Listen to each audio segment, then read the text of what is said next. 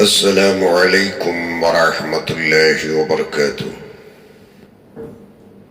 أعوذ بالله من الشيطان الرجيم. بسم الله الرحمن الرحيم. كلا إذا بلغت التراقي وقيل من راق وظن أنه الفراق والتفت الساق بالساق إلى ربك يومئذ المساق فلا صدق ولا صلى ولكن كذب وتولى ثم ذهب إلى أهله يتمطى أولى لك فأولى ثم أولى لك فأولى أيحسب الإنسان أن يترك سدى ألم يك نطفة من مني يمنى ثم كان علقة فخلق فسوى فجعل منه الزوجين الذكر والأنثى أليس ذلك بقادر على أن يحيي الموتى صدق الله العظيم. اللهم صل على محمد وعلى آل محمد كما صليت على إبراهيم وعلى آل إبراهيم إنك حميد مجيد. اللهم بارك على محمد وعلى آل محمد كما باركت على إبراهيم وعلى آل إبراهيم إنك حميد مجيد. بارگاہ خداوندی میں حسب معمول ہم تمام غرباء فقراء مساکین کی دعا ہے مولا کریم محض اپنے ہی فضل اور کرم سے ہم تمام کے گناہوں کو معاف فرما دے اور آج ہمیں قرآن اور حدیث پر جمع فرما دے اور عمل کرنا آسان فرما دے، عمل کی توفیق عطا فرما دے. آمین یا رب العالمین. یہ سورۃ القیامہ کی آخری چند آیات کریمہ اللہ تعالیٰ بیان فرماتے ہیں. بسم اللہ الرحمن الرحیم. شروع کرتا ہوں میں اللہ کے نام سے جو بڑا ہی مہربان نہایت رحم والا ہے. کلا اذا بلغت التراقی وقیل من راق. بات حقیقت یہی ہے کہ جب جان نرخرے کو پہنچ جاتی ہے تو کہا جاتا ہے کہ جھاڑ پھونک کرنے والا کون ہے. وَظَنَّ أَنَّهُ الْفِرَاقُ. یقین ہو چلتا ہے کہ اب یہ جدائی کی گھڑی ہے. وَالْتَفَتِ السَّاقُ بِالسَّاقِ إِلَىٰ رَبِّكَ يَوْمَئِذٍ الْمَسَاقُ. پنڈلی پنڈلی پر چڑھ جاتی ہے اور یہ وقت تیرے پروردگار وحدہ لا شریک کے ہاں چلنے کا ہے. فلا صدق ولا صلى اس نے نہ تو تصدیقی کی اور نہیں نماز پڑھی، ولیکن کذب وتولی، لیکن یہ جھٹلاتا رہا اور روح گردانی کرتا رہا. ثم ذهب الى اهله متوطا يتمطا، غرور کرتے ہوئے پھر اپنے اہل کے اور لوٹ کر چلنے لگا. اولا لک فاولا، افسوس ہے، حسرت ہے تجھ پر. ثم اولا لک فاولا، ایک بار اور پھر ہائے ہے تجھ پر، افسوس ہے تجھ پر. ایحسب الانسان وان ترک سدى، کہ انسان یہ گمان کرتا ہے کہ اسے آزاد اور بے مہار چھوڑ دیا جائے گا. الم یک نطفۃ من منی یمنی، کیا وہ ایک گاڑھے پانی کا قطرہ نہیں تھا جو ٹپکایا گیا. ثم کان علقۃ فخلق فسوی، پھر وہ خون کی پھٹکی بن گیا. سو اللہ تعالیٰ نے اس کی تخلیق کی، پھر اسے درست کیا. فجعل منہ الزوجین الذکر والانثی، پھر اللہ تبارک و تعالیٰ نے زوجین بنائے، مرد بنایا، اللہ نے عورت بنایا. الیس ذلک بقادر علی ان یحیی الموتی، کیا ایسا پروردگار وحدہ لا شریک اس بات پر قادر نہیں ہے کہ وہ مردے کو زندہ کر دے. یہ وہ آیات کریمہ ہیں جس میں اللہ تعالیٰ نے موت کا تذکرہ فرمایا. بندہ ہر چیز میں اختلاف کر سکتا ہے، یہاں تک کہ اللہ کے وجود کے تعلق سے بھی جھگڑ سکتا ہے. قرآن جھٹلا سکتا ہے، رسالت جھٹلا سکتا ہے، اسلام جھٹلا سکتا ہے. زندگی میں جو چیزیں آنکھوں سے نہیں دیکھتا ان ساری چیزوں کو بندہ انکار کر سکتا ہے، ریجیکٹ کر سکتا ہے، اور ہر چیز میں اختلاف کر سکتا ہے. مگر ایک چیز موت ایسی ہے جسے کافر بھی انکار کر نہیں سکتا، یہودی انکار نہیں کر سکتا، نصرانی انکار کر نہیں سکتا. یہاں تک کہ جسے ہم ناستک دہریہ کہتے ہیں، اور جو خدا کو نہیں مانتا، جس کا کوئی خدا نہیں، ایسا ناستک اور دہریہ بھی موت میں اختلاف نہیں کرتا. ہر ایک کو موت کا یقین ہوتا ہے کہ ہر ایک کو مرنا ہے. یہی بات ہے جو سورہ رحمان میں ہم پڑھ چکے ہیں، کل نفس ذائقۃ الموت، کل من علیہا فان ویبقى وجہ ربک ذو الجلال والاکرام.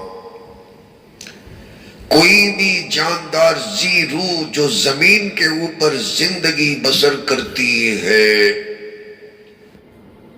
ایسے نفس کو، ایسی جاندار کو یقیناً ایک دن موت کے گھاٹ اترنا ہے، اسے مرنا ہے.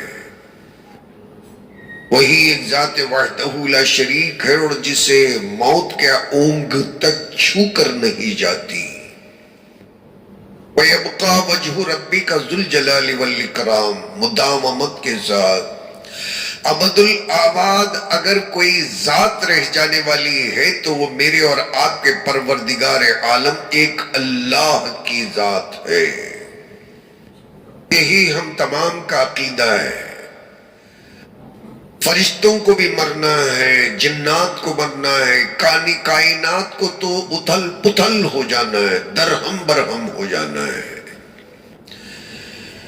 ہر جاندار کو مرنا ہے، قبرستان پہنچنا ہے، حشر کے اندر پھر میدان حشر میں جمع ہونا ہے. یہی مسلمانوں کا عقیدہ ہے.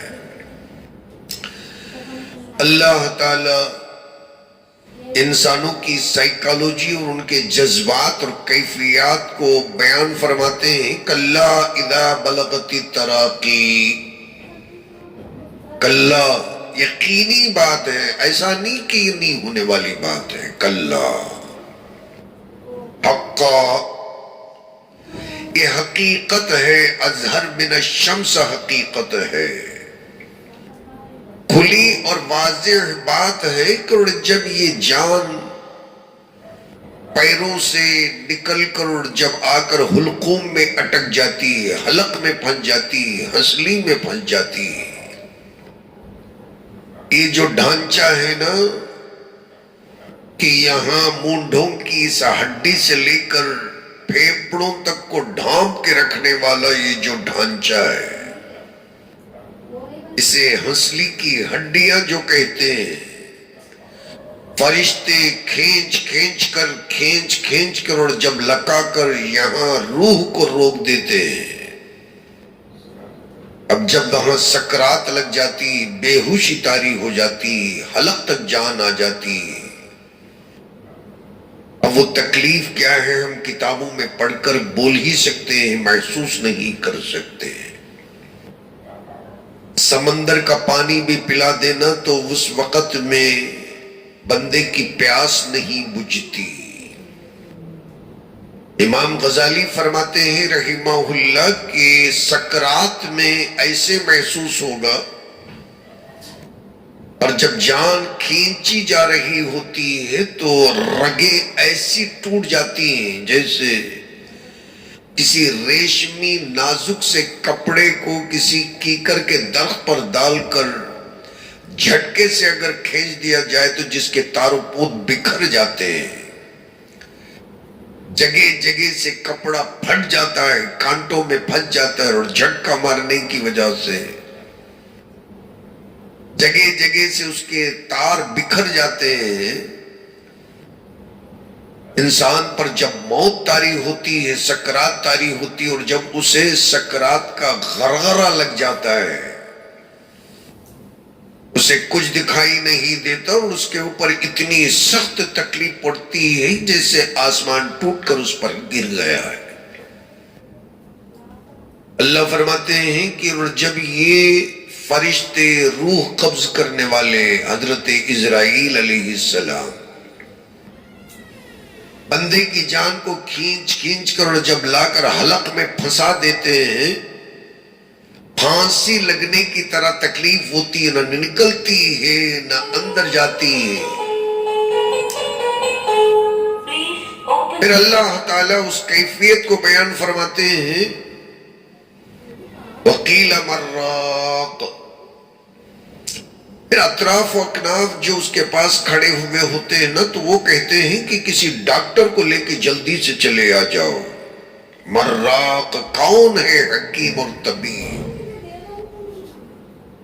کون ہے جو اس وقت میں ہمارے اس رشتہ دار کو، باپ کو، اماں کو، دادا دادی، نانا نانی کو بچانے والا؟ سب کی نظر جھاڑ بھونک کرنے والے، تعویذ فلیتے کرنے والوں کے اور جاتی ہے، ڈاکٹروں کے پاس جاتی ہے، بندے ادھر ادھر دوڑ لگاتے ہیں، یقین ہو جاتا ہے کہ اب یہ بندہ مرنے ہی والا ہے، جدائی کا وقت ہے، پنڈلی سے چمٹ جاتی، ایک پر ایک چڑھ جاتی۔ بعض مفسرین کرام نے بیان فرمایا ترجمے کے اندر کہ ایک دنیا اور ایک آخرت دونوں بندے پر چڑھ جاتے ہیں۔ دنیا سے جدا ہونے کا غم ہے اور عالم برزخ میں پہلا قدم ہے، آخرت کو فیس کرنا ہے، ہاتھ خالی ہے تو اور بھی زیادہ دردناک منظر ہے۔ ہاتھوں کے اندر نام اعمال ہے، ہاتھوں کے اندر نیک اعمال ہے، پھر تو خوشی کا منظر ہے۔ فرمایا کہ وَالْتَفَّتِ السَّاقُ بِالسَّاقِ إِلَىٰ رَبِّكَ يَوْمَئِذٍ الْمَسَاقُ، اس تکلیف سے بندہ چھٹکارا پا ہی نہیں سکتا۔ پنڈلیوں کو جیسے مروڑ لگا دی جاتی ہو، رگوں کو اندر سے کھینچ کر کاٹ دیا جاتا ہو، کٹ کر دیا جاتا ہو، اور ایسی تکلیف کے اندر، سکرات کے اندر بندہ مبتلا ہو جاتا ہے۔ اور اس تکلیف سے کوئی امریکہ کا ڈاکٹر بھی بچا نہیں سکتا۔ اللہ فرماتی لا ربی کا یومئذ المساق، جب پنڈلیوں کی یہ رگیں کٹنا شروع ہو جاتی ہیں، تیرا تو پھر اللہ تعالیٰ ہی کے ہاں پہنچنا ہوتا ہے۔ ہسپتال پہنچ کر بھی تو بچ نہیں پائے گا، ہوائی جہاز میں بٹھا کر تجھے امریکہ کے بڑے ہسپتال میں داخل کر کے بھی بچایا نہیں جا سکے گا۔ اِلَىٰ رَبِّكَ يَوْمَئِذٍ الْمَسَاقُ، فرمایا کہ پہنچنا اور چلنا تو اللہ تعالیٰ ہی کے ہاں چلنا، اللہ سب کی حفاظت فرمائے، آسان فرمائے۔ پھر اللہ کافر کے تعلق سے کہتے ہیں اس نے نہ تصدیق کی، اللہ کو سچ نہیں مانا، نبی کو سچ نہیں مانا، کتاب کو سچ نہیں مانا، اور نہ نماز پڑھی۔ اب سچ ہی نہیں مانا تو نماز کہاں پڑھے گا؟ اس آیت کریمہ سے نماز کی کتنی بڑی اہمیت ہے اللہ تعالیٰ سکرات میں بندے کو بتا دیتے ہیں۔ یہ سکرات کا قصہ ہے۔ اللہ سب کو 5 وقتہ نماز وقت پر پڑھنے کی توفیق عطا فرمائے۔ اس وقت میں بندہ تڑپ جائے گا، ایڑیاں رگڑتے رہ جائے گا، خون کے آنسو روئے گا۔ اللہ فرماتے ہیں تو سچ ہی نہیں سمجھا، اور نماز کے لیے کبھی کھڑا ہی نہیں ہوا، نماز ہی نہیں پڑھی۔ الٹا یہ ہے کہ فقرے کستا رہا، تان تشنی کرتا رہا، کامنٹس کرتا رہا، جھٹلاتا رہا، جھوٹ کہتا رہا، فخر کرتا رہا، غرور کرتا رہا۔ اور ان ساری باتوں سے فارغ ہو کر ڈیبیٹ سے اور جب گھر کو جاتا نا تو اللہ تعالیٰ فرماتے ہیں دن دناتے ہوئے کروڑ جیسے اس نے ہفت اقلیم جیت لیے، پورے گلوب کو اٹھا کر اپنے جیب میں رکھ لیا۔ یتمتا،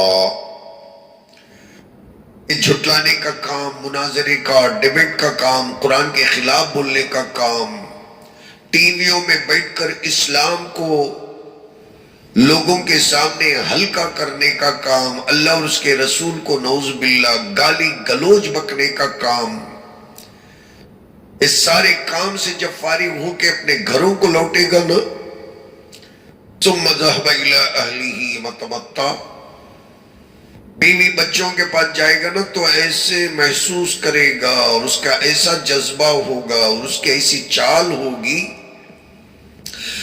ایسا چلے گا اور جیسے ابھی ابھی وہ زمین کو پھاڑ دے گا، اور ایسا سینہ چوڑا کر کے چلے گا کہ اب اس سے بڑھ کر اس زمین پر کوئی بھی سورما نہیں، کوئی ہیرو نہیں ہے۔ اللہ فرماتے ہیں اولا لک فاولا، اللہ کو، اللہ کے نبی کو لوگوں کے سامنے ہلکا کرنے والے، اسلام کو جھٹلانے والے، ایک بار نہیں 4 مرتبہ تیری زندگی کے اوپر تف ہے، تجھ پر اسلامی سوسائٹی تھوکتی ہے، اولا لک فاولا ثم اولا لک فاولا، 4 مرتبہ تیرے اوپر اسلامی تہذیب اور تمدن تھوکتی ہے۔ افسوس ہے، حسرت ہے، ہائے ہائے ہے، اور یہ جو تو خبر کے اندر کرنے والا ہے۔ اللہ تبارک و تعالی سکرات کو سب پہ آسان فرماتے اور استقامت نصیب فرمائے۔ اس وقت میں سارے مسلمان حاضرین اور غائبین کی زبان سے کلمہ طیبہ، کلمہ شہادت کو جاری فرمائے، اشہد ان لا الہ الا اللہ و اشہد ان محمد رسول اللہ، اللہ تعالیٰ قبول فرمائے۔ اس سلسلے کے اندر 2 چند حدیثیں تھیں جو میں آپ کے سامنے عرض کرنا چاہتا تھا، اگر یہی پر وقت ختم ہو گیا کہ ملک الموت مسلمانوں کی روح کیسے قبض کرتے ہیں اور پھر کافروں کی روح کیسے قبض کرتے ہیں، ساری تفصیلات حدیثوں کی کتابوں کے اندر ہے، مگر اللہ تعالیٰ نے جس منظر کو، جس کیفیت کو یہاں بیان کیا ہے، دل دہل جاتا ہے۔ اللہ تعالیٰ اس ساری بڑی مصیبت سے سب کی حفاظت فرمائے اور سب کے موت کو اللہ تعالیٰ آسان فرمائے، ایمان کی موت عطا فرمائے، خاتمہ بالخیر فرمائے۔ آمین۔ وآخر الدعوانا ان الحمدللہ رب العالمین۔